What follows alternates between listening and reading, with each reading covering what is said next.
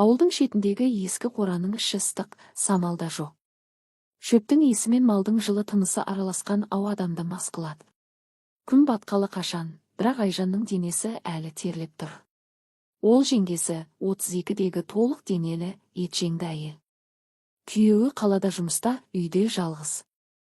Ал қайнысы Ербол 25-тегі бұйра шашты, кең иықты жігіт, малды қарап жүріп қорада қалып қойған. Айжан қораға кіргенде Ербол сиырды сауып отыр еді. Қолындағы шелек тербеңдеп, сүттің ақ көбігі шашылып жатыр. Айжан есікті жауып, ілгектегенде дыбыс шықты. Ербол басын көтерді. Көздерінде бірден от тұтанды.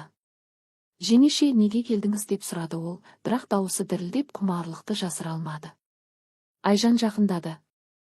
Оның үстіндегі жеңіл көйлегі терден дымқылданып, екі анарының пішіні айқын көрінді.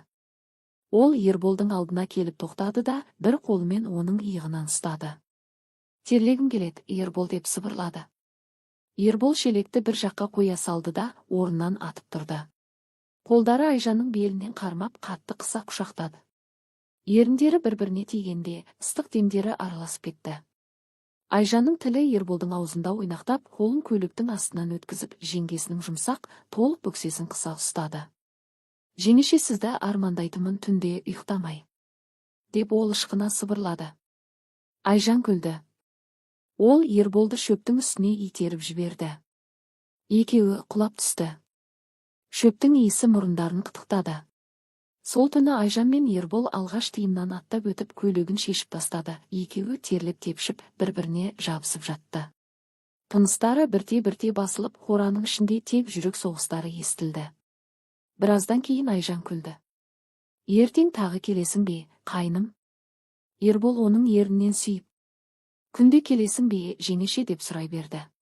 Қораның есігі сырттан желмен ашылып жабылып жатты.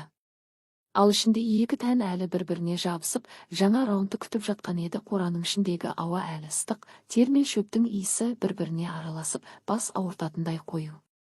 Айжан Ерболдың кеудесіне басын қойып, саусақтарымен оның қатты бұлшық еттерін сызып жатыр. Жеңеше, тағы қалайсың ба, деп Ербол сыбырлады. Даусы әлі де дірілдеп, құмарлығы басылар емес. Айжан күліп басын көтерді. Көзі жайнап, ерні дымқыл. Қалайсың ба дегенің не? Сен мені қайта өмірге әкелдің ғой, деді. Біраз уақыт екеуі де тыныстары басылып, бір-біріне жабысып жатты. Сыртта түн толық түсіп, жұлдыздар жарқырап тұр. Қораның есігі желмен ашылып жабылып, сықыр-сықыр етеді. Айжан Ерболдың құлағына сыбырлады. Ертең түнде тағы осы жерде. Бірақ келмес бұрын душ қабылдама. Сенің теріңнің иісі маған ұнайды. Ербол күлді де, оның ерінен ұзақ сүйді. Жеңеше, енді мен сенің құлыңмын. Екеуі киімдерін киіп, қорадан шығып кетті. Бірақ екеуі де біледі, бұл соңғы емес. Бұл жаңа бастамасы ғана еді. Үйдің іші мұздай тыныш еді. Лампаның сары жарығы үстелдің үстіндегі шайдың суыған шынысын ғана жарықтандырып тұр. Бағдат ортадағы орындыққа отырды да, қолын үстелге қойып, саусақтарын бір-біріне тоғыстырды. Көзі қызарып, бірақ әлі де тыныш. Қашаннан бері, деп қайталды. Айжан диванның шетінде отыр, тізесі дірілдеп, қолдары арасында сығылып жатыр. Ербол есіктің жанында тұр, басын көтеруге бата алмай. 1 минут өтті. 2 минут. Бағдат күтті. Ақыры Айжан сыбырлады. 3 ай болды, Бағдат. Бағдат басын изеді. Тек изеді. Сосын баяу ғана тұрды да, ас үйге кірді. Шкафты ашып, бөтелкені алды. Бір стақанға құйып, бір жұтымда ішті. Екіншісін құйды. Үшіншісін құйғанда, стақан қолынан тайып кетті де, сынып жерге шашылды. Ол қайтып келіп, екеуінің алдына тұрды. 3 ай менің төсегімде жатқанда да ойлап жүрдің бе, Айжан? Мен қалада тер төгіп жүргенде, сен менің інім мен менің үйімде. Айжан жылап жіберді. Даусы шықпай, тек иығы селкілдеп. Ербол ақыры басын көтерді. Аға, кінә менікі. Мен бастадым. Ол ешқандай кінәлі емес. Махаббат деген жоқ, тек құмарлық қой. Бағдат оған қарады. Көзі қанталап кеткен. Ол саған қарсылық көрсетпеді ғой, қорада. Мен көрдім. Екеуіңді. Ол бір қадам жақындады. Ербол артқа шегінді. Аға, соқпа, ешкімге айтпаймын, бірақ соқпа. Бағдат тоқтады. Демін ішіне тартып, баяу ғана айтты. Мен екеуіңді де жек көремін. Ол маған керек емес. Сосын Айжанға бұрылды. Ертең таңертең чемоданыңды жина. Ағаңның үйіне кетесің.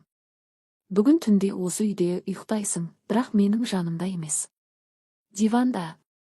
Айжан басын изеді. Көз жасын сүрте алмай. Бағдат, кешір мен. Кешіру жоқ. Ол Ерболға қарады. Ал сен қазір машинаңа отыр да кет.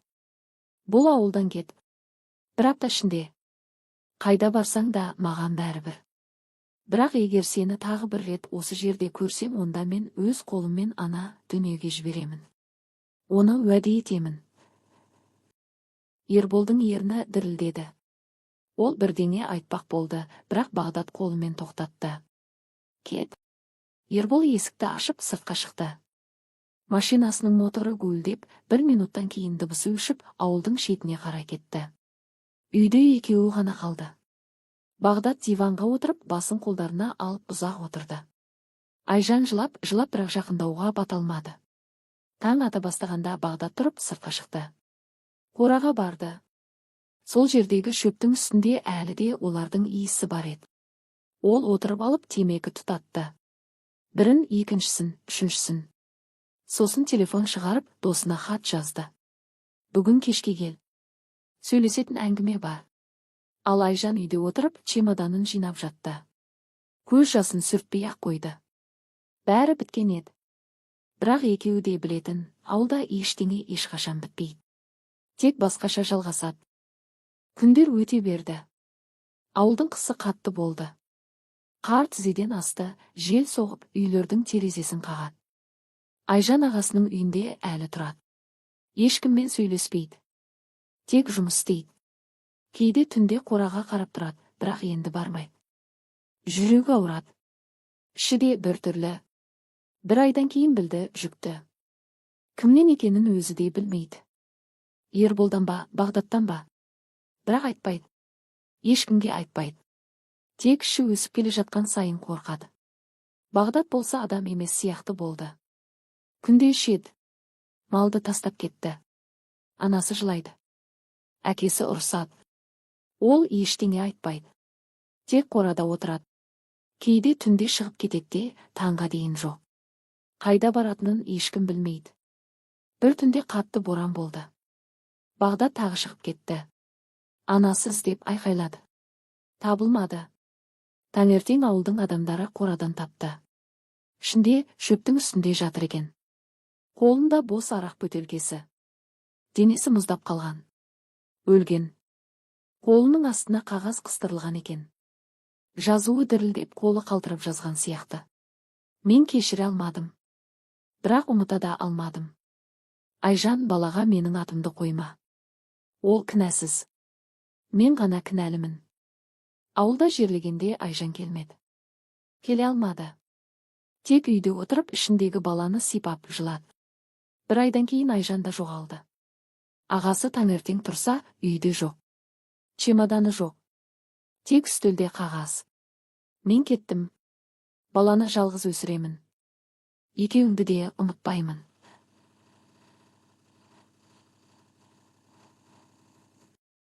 Бірақ өмір жалғасу керек.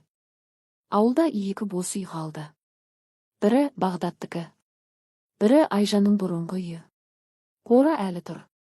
Ешкім кірмейді. Бірақ түнде кейде. Жел соққанда. Ішінен сыбыр естіледі деген сөз бар. 3 дауыс. Бірі Бағдаттікі. Бірі Айжан екеуі. Бірі Ерболдікі.